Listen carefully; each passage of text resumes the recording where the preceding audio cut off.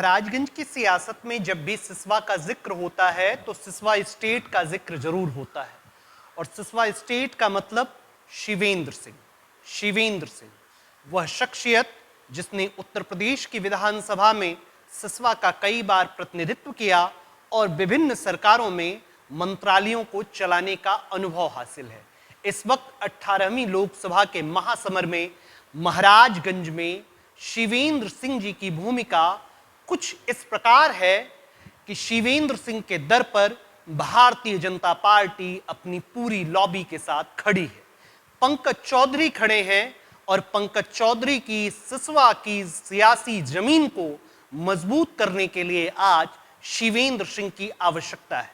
शिवेंद्र जी इस वक्त हमारे साथ हैं बात करने के लिए। 18वीं लोकसभा में आपका महत्व बढ़ गया है। नहीं, ऐसा नहीं है। हम लोग तो कार्यकर्ता हैं भाजपा के, जो भी आदेश होगा वो करेंगे। जो आदेश होगा आप करेंगे। कल मैं कवर कर रहा था वीरेंद्र चौधरी जी को। निचलौल में एक आपका स्टेट आवास है और वहां पर गठबंधन का कार्यालय खुला हुआ है। जी सही कह रहे हैं।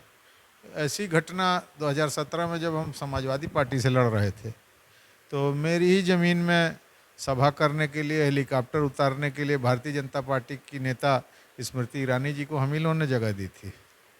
जगह दी थी वो सही है, लेकिन हमने भी देना अलग चीज़ है और पार्टी के प्रति निष्ठा अलग चीज़ है। नहीं, हमने कल वीरेंद्र चौधरी जी से हमने कहा तो उन्होंने कहा कि आपको क्या लगता है, उनका भी सहयोग और उनका आशीर्वाद हमारे साथ है। और साथ ही साथ सर उन्होंने दावा किया कि भारतीय जनता पार्टी में काम कर रहे बहुतेरे लोग इस वक्त मेरे साथ खड़े हैं।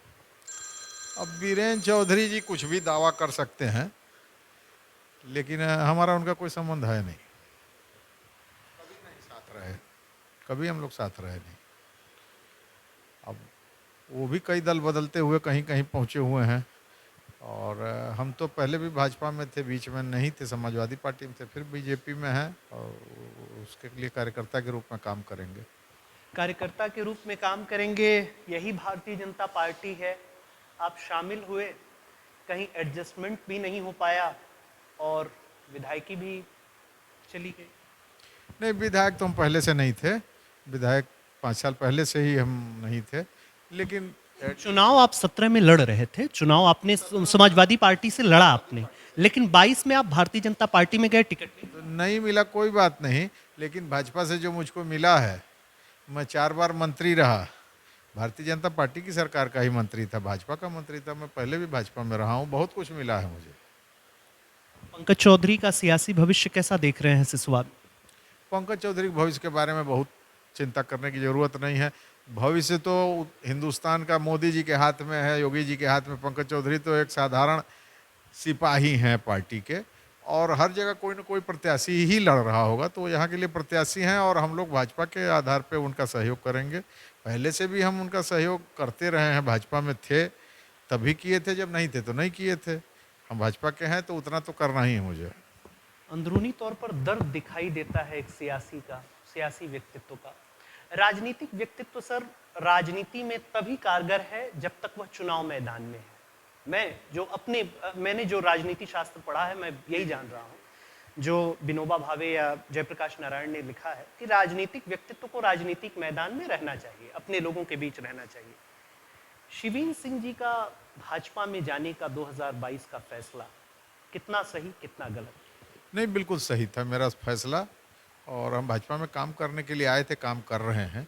और राजनीतिक रूप से चुनावी राजनीति में नहीं है, कोई ऐसी बात नहीं है। तभी तो आप ही हमारा महत्व बता रहे हैं। तो कहाँ ये साबित होता है कि चुनावी राजनीति से ही महत्व होता है? कार्यकर्ता के तौर पर हर कार्यकर्ता भाजपा का महत्वपूर्ण है। कल एक हवा चली कि आज गठबंधन का कार्यालय खुल रहा है और कार्यालय का उद्घाटन हालांकि बाद में सुशील टिबड़ेवाल ने किया, लेकिन पहले एक हवा थी कि शिवेंद्र सिंह जी ही कार्यालय का उद्घाटन करने वाले। देखिए, वो लोग अति महत्वाकांक्षा में बोले होंगे, क्योंकि उन लोगों ने नहीं बोला, मैं साफ तौर पर कैमरे पे कह रहा हूँ, उन लोगों ने नहीं बोला, बाजार में चर्चा थी। सही है, हो सकता है, क्योंकि हमारी राजनीति की शुरुआत जो है कांग्रेस की पृष्ठभूमि से, हम कांग्रेस में 3 बार विधायक रहे, तो उन लोगों को उम्मीद रही होगी कि कभी ना कभी कांग्रेसी हो जाएंगे। तो भाजपा को भी कभी उम्मीद नहीं थी कि हम कभी ना कभी भाजपा ही हो जाएंगे। हम भाजपा में आए, भाजपा ने बहुत कुछ मुझको दिया, तो हम संतुष्ट हैं। संतुष्ट हैं, प्रचार कर रहे हैं? प्रचार अभी शुरू नहीं किए, अभी तो हम बाहर रहते हैं, अस्वस्थ थे, अब आए हैं क्षेत्र में, और जो जिम्मेदारी मिलेगी हम घूमेंगे, करेंगे लोगों से। पंकज चौधरी चुनाव जीत रहे हैं? अब ये तो जनता जिताएगी उनको, लेकिन हर बार वही जीतते हैं, तो इस बार क्यों नहीं जीतेंगे? दावे के साथ नहीं कह रहे हैं, दावा तो माथे पर शिकन दिखाई दे रही है। दावा तो 400 सीट का है, तो क्या 400 लायक भी नहीं है पंकज जी? 400 सिपाहियों में वो भी एक सिपाही रहेंगे। आप 400 बोले तो मुझे लगा 400 आप दूसरी चीज बोल गए। नहीं, 400 पार जब बोल रही हमारी पार्टी, तो पार्टी ने एक वो बनाया हुआ है लक्ष्य, उस लक्ष्य में इनकी भी आवश्यकता है, इनको पहुंचाया जाएगा वहाँ। सिसवा क्या बोल रहा है, कौन आगे? अभी हम घूमे नहीं हैं, तो बहुत गहराई से हमको कब अंदाज, से निकल रहे हैं प्रचार? अब थोड़ा सा 2-1 दिन के अंदर ही निकलेंगे। आज ही गए थे हम भाजपा कार्यालय पे, वहाँ भी लोगों से मिले उले, तो हम बैठ कर रूपरेखा बनाई गई कैसे कैसे करना है। तो यदि कल थोड़ा स्वास्थ्य ठीक रहेगा तो कल भी जाएंगे, अन्य कार्यालयों पर भी जाएंगे।